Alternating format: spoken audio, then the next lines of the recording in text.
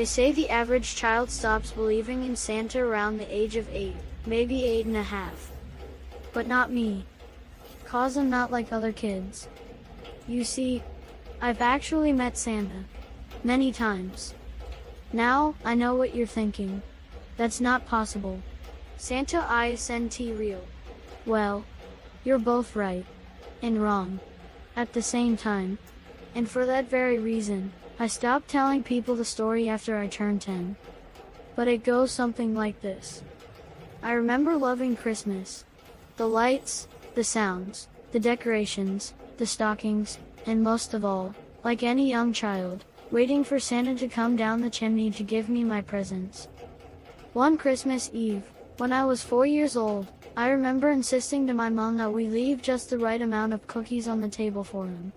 For some reason, my 4-year-old self had decided that he only liked the oatmeal ones, and not those made with chocolate chips, like we actually had in the kitchen. So, my mom and I cooked up a batch just to leave for him. A batch that she helped me bake with love, knowing they would go to waste. That night, I remember putting myself to bed extra early, knowing that the faster I went to sleep, the faster I would wake up in the morning, to the presents that always awaited me on Christmas morning.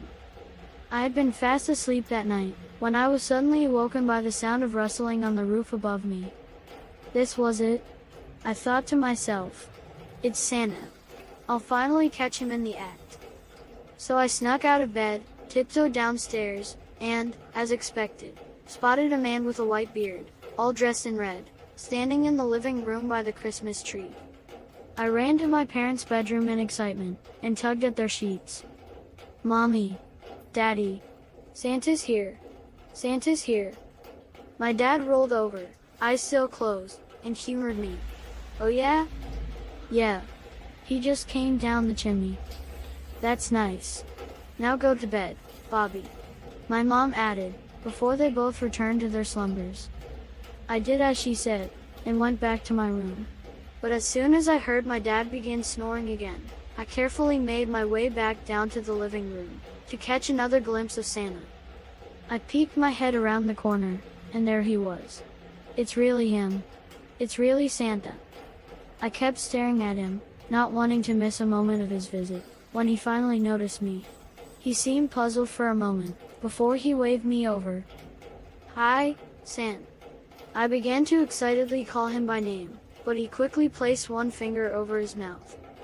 Shh, Bobby, he whispered, before picking up one of the cookies we had left on a plate for him, dipping it in the glass of milk beside it, and taking a bite.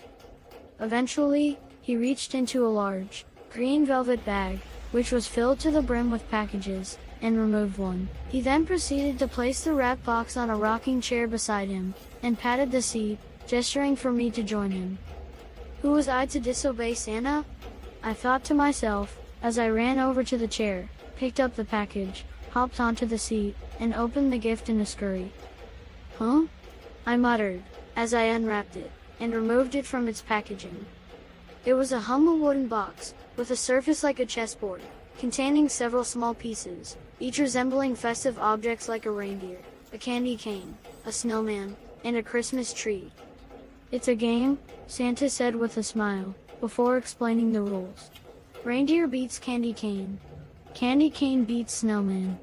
Snowman beats the Christmas tree. And the Christmas tree beats reindeer. We played the game for hours and, as the night went on, I gradually learned how to play. That first year, he let me win. I know that for sure. After the third game that night, he smiled, and told me I was good at the game. He then tipped his red cap, stood up, and let himself out the front door. As soon as my parents woke up the next morning, I rushed to tell them everything that had happened. But they laughed off my story, likely dismissing it as a child's fantasy, and we went about our Christmas Day traditions, just as we always had. Looking back on it, from a kid's perspective, there was nothing unusual about it at all. I was just playing a game with Santa.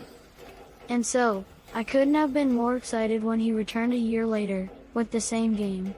We played it again, and I won again, which Santa seemed to be impressed by, laughing aloud, as he scarfed down his cookies. It wasn't until the third year, where things changed. That year, I was once again excited to play the now annual game with Santa. And just as he always did, he reached into his bag. But this time, he pulled out a different game. Not unlike the first, but this board was larger, with more pieces, and far more complex. Okay, Bobby. Now that you're old enough, we're going to play for real. I wasn't sure what he was getting at, but I agreed to play anyway. He explained the new rules, which were a bit more difficult to follow, and we began to play. And this time, Santa won. Letting out a soft chuckle, he removed 2 items from his pocket. A piece of charcoal, and a scroll. He then unrolled the paper, revealing the words, "Naughty List." Below them was a list of names. He then proceeded to take the piece of charcoal and scratch it across the first name on the list, until it was completely crossed out. And then, he simply left, just as he always did, through the front door. Truth be told, I didn't think much of it at the time. Or the next year. Or the one after that. And every year that he won, he would do as he always did, and scratch a name off the naughty list. Now, round this time, it just so happened that in my town, there came to be known something that the locals referred to as the Christmas murders. For 3 years in a row, 3 people had died on Christmas. We all knew their names well. Daniel Jones, Sarah Anderson, and Michael Taylor. By now, I was just old enough to be suspicious of the correlation, so the next year when Santa came around again, I paid careful attention to the first name on the list, and memorized it before Santa crossed it out. David Miller. And sure enough, the next day, the headline of our newspaper read, "Christmas Slayer Strikes Again. This year, David Miller." That's when I realized that every time I lost the game to Santa, an innocent person died. That's when I realized that this was not Santa. This was someone else. After that, I stopped looking forward to his visit. I tried everything, locking myself in my room, hiding in the attic, even running outside. But every year, Santa found me. Every year we played the game. And every year that I lost, someone died. But last year was different. Last year, I refused to play the game. "But you have to, Bobby," Santa insisted. "Or what?" I shot back.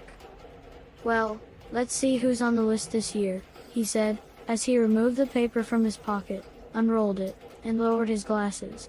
"Ah, yes, just as I thought." He pointed to the first name on the list. It was mine. "I don't want to," I cried out, as I began to walk away. "If you don't play, then you get scratched off the naughty list, Bobby. And what do you think happens then?" "Who the fuck are you?" I shouted. "I wanna know. Now." He belted out a laugh, just as Santa always did, in all of those children's Christmas stories and movies. With his eyes closed, and holding his belly, seemingly charmed by my reaction. "You know me, Bobby. I'm Santa. Get the fuck out. I'm calling the cops." "Then you forfeit," he said, menacingly, as he removed the piece of coal from his pocket and was about to scratch off my name. "Wait," I called out, as I stopped at the door and turned back to him. "All right, fine," I said, defeated, agreeing to play the game. And so, sitting there, across from Santa, and looking down at the wooden pieces, I began to think about everything he had ever taught me about the game, starting at the beginning. Reindeer beats candy cane. Candy cane beats snowman. Snowman beats the Christmas tree.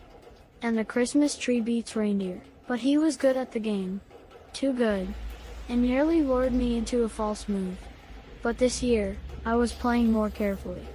I thought about every possible move, what his maneuver might be in return, and how I could counter.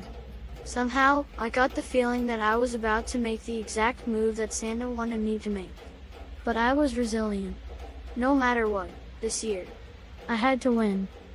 And so I did. "Christmas tree beats reindeer," I said defiantly, as I moved my Christmas tree piece forward, knocking his reindeer to the board. "Good job, Bobby." Santa congratulated me with a smile, before standing up and walking away. "Maybe next year. I won't go so easy on you," he said, before walking out the door, just as he always had. That was last Christmas. Coincidentally, the first year our town didn't see a Christmas murder. And since then, I haven't been able to stop thinking about it. Who is he? Why does he make me play the game? Is he doing this to anyone else? And will it ever stop? To this day, I still don't know the answers. But what I do know is, Christmas is now just 7 days away. And all I want for Christmas this year is to stop playing the game.